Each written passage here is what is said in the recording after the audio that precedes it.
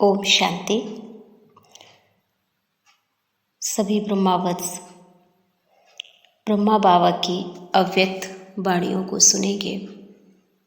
जब बाबा अव्यक्त हुए उस समय से लेकर जितनी भी वाणियाँ बाबा ने चलाई और जो जो बाबा के संदेश पहुँचे उन सभी संदेश को हम डेली सुनेंगे, जिसमें से सबसे पहला संदेश जब बाबा ने शरीर छोड़ा था 18 जनवरी 1969 में पिताश्री जी के अव्यक्त होने के बाद अव्यक्त वतन से जो संदेश प्राप्त हुए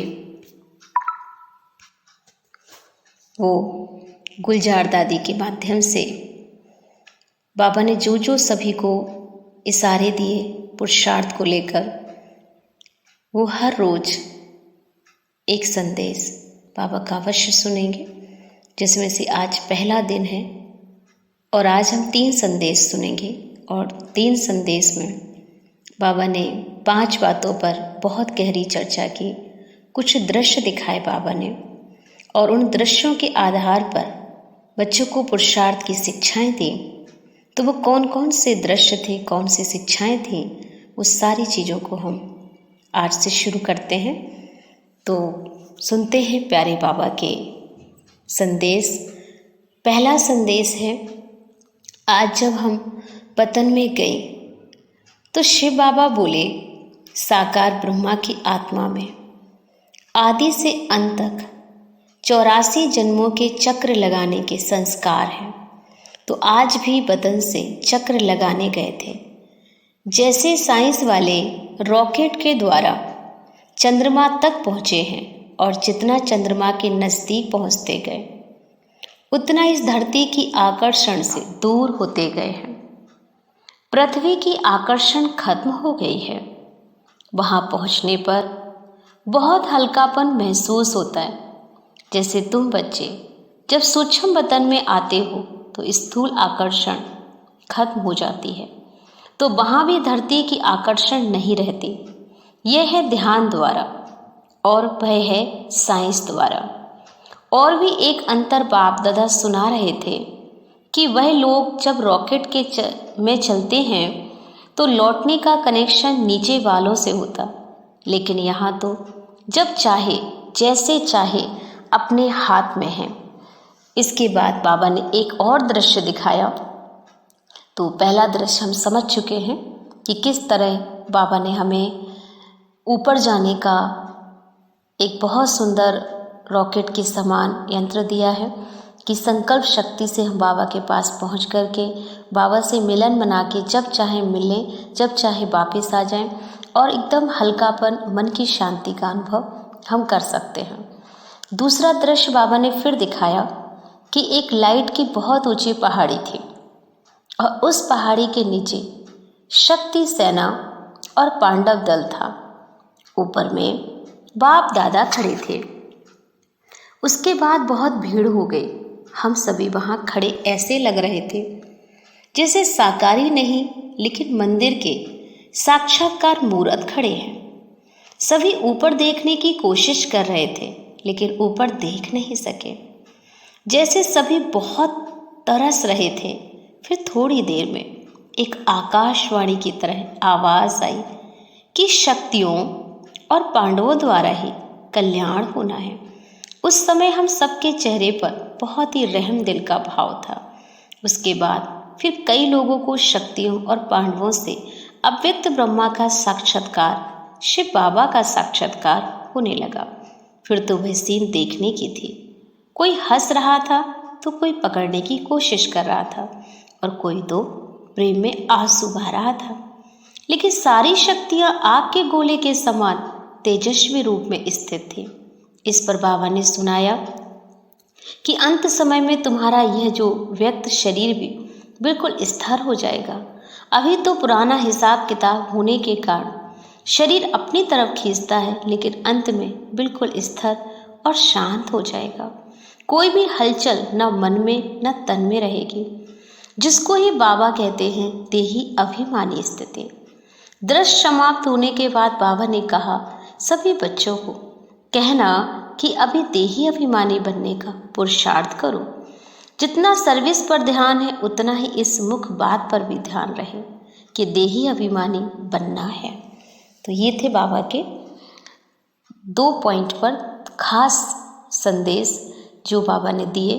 पहला, हमें चंद्रमा के नज़दीक पहुंचने का क्या अनुभव है और बाबा के पास पहुंचने का क्या अनुभव है, इस बात पर सुना। और दूसरा हमने सुना कि बाबा ने हमें क्लियर किया कि किस तरह से पहाड़ी पर जाकर बच्चों को बाबा साक्षात्कार मूर्त बना करके सब दृश्य जो है इमर्ज कर रहे थे और सभी को ये साक्षात्कार हो रहा था। इसके लिए चाहिए हमें देही अभिमानी बनने की स्थिति।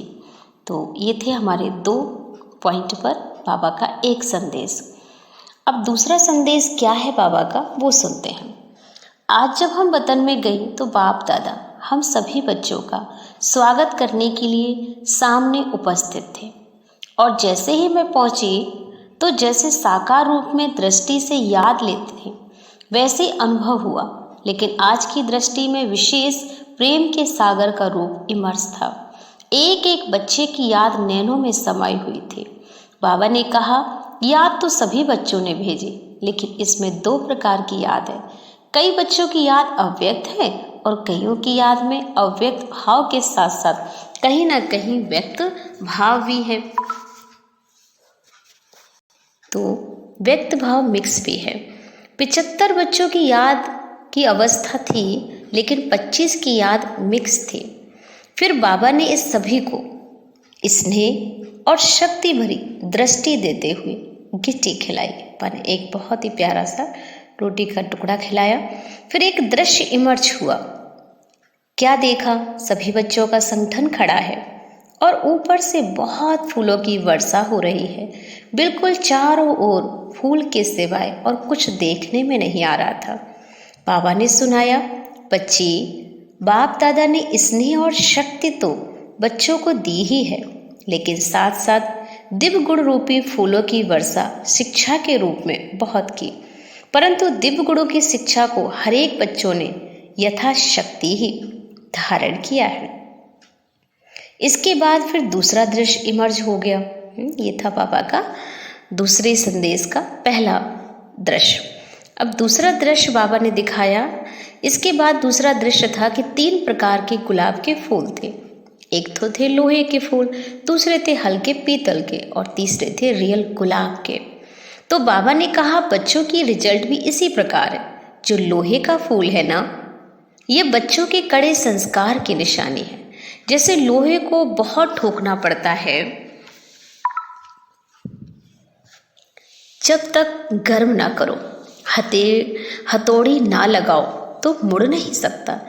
इस तरह कई बच्चों के संस्कार लोहे की तरह हैं, जो कितना भी भट्टी में पड़े रहें लेकिन बदलते ही नहीं।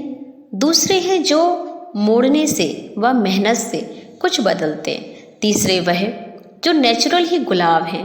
यह वही बच्चे हैं जिन्होंने गुलाब समान बनने में कुछ मेहनत नहीं ली।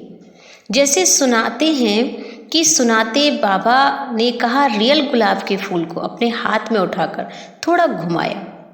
जैसे बाबा फूलों को देख रहे थे, जिसमें बाबा ने सबसे पहले तो लोहे का फूल उठाया जो कि बहुत कठोर था और वो कठोर संस्कार का प्रतीक था। दूसरा बाबा ने कहा कुछ कोमल संस्कार, लेकिन कुछ बच्चों के संस्कार ऐसे थे जैसे कि गुलाब की तरह होते हैं।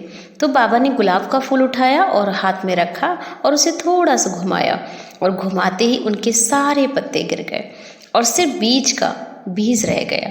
तो बाबा बोले, देखो बच्ची, जैसे इनके पत्ते कितना जल्दी और सहज अलग हो गए, ऐसे ही बच्चों को ऐसा पुरुषार्थ करना है जो एकदम फट से पुराने संस्कार, पुराने देह के संबंधियों रूपी पत्ते छट जाएं और फिर बीज रूप अवस्था में स्थित हो जाएं। तो सभी बच्चों को यही संदेश देना कि अपने को चेक करो कि अगर समय आ जाए तो कोई भी संस्कार रूपी पत्ते अटक तो नहीं जाएंगे। जो मेहनत करनी पड़े, कर्मातीत अवस्था सहज ही बन जाएगी या कोई कर्म बंधन उस तरफ अटक डालेगा। अगर कोई कमी है तो चेक करो और भरने की कोशिश करो। तो ये थे बाबा के 2 संदेश। तीसरा संदेश है बाबा का, आज बाबा को मधुबन में आने के लिए निमंत्रण देने के लिए गई तो बाप दादा के इशारों से अनुभव हुआ कि आज बाबा का विचार नहीं है। इतने में ही बाबा बोले, अच्छा बच्ची, सभी बच्चों ने बुलाया है तो बाप दादा बच्चों का सेवाधारी है, ये सुनकर संकल्प चला। बाबा ने अभी अभी तो ना की और अभी अभी हाँ की, क्यों? दिल के संकल्प को जानकर बाबा बोले, ये जानबूझकर कर्म करके बाबा सिखला रहे हैं बच्चों को कि तुम बच्चों को भी, एक दो को, राय को भी, एक दो की विचारों को भी रिगार्ड देना चाहिए। भले समझो कोई विचार देता है और तुमको नहीं जचता है तो भी उनके विचार को फौरन ठुकरा नहीं देना चाहिए। पहले तो उनको रिगार्ड दो कि हाँ क्यों नहीं, बहुत अच्छा, जिससे उनके विचार का फोर्स कम हो जाए। तो फिर आप जो उन्हें समझाएंगे वे समझ सकेंगे। अगर सीधा ही उनको कट करेंगे तो दोनों फोर्स टक्कर खाएंगी और रिजल्ट में सफलता नहीं निकलेगी। इसलिए एक दो के विचार अर्थात राय को पहले रिगार्ड देना आवश्यक है। इससे ही आपस में स्नेह और संगठन चलता रहेगा। तो ये थे प्यारे बाबा के 3 संदेश जो कि बाबा अव्यक्त हुए तब बाबा ने सुनाए थे। इन संदेश को हम सभी सारा दिन चिंतन में रखेंगे और उसका अभ्यास करेंगे कि हमें ऐसे ही फूल बनना है, हमें एकदम लाइट रहना है, बाबा के पास रहना है और हर बात बाबा से शेयर करना और एक दूसरे का हमें रिगार्ड भी करना है। कोई भी है लेकिन हर एक की बात का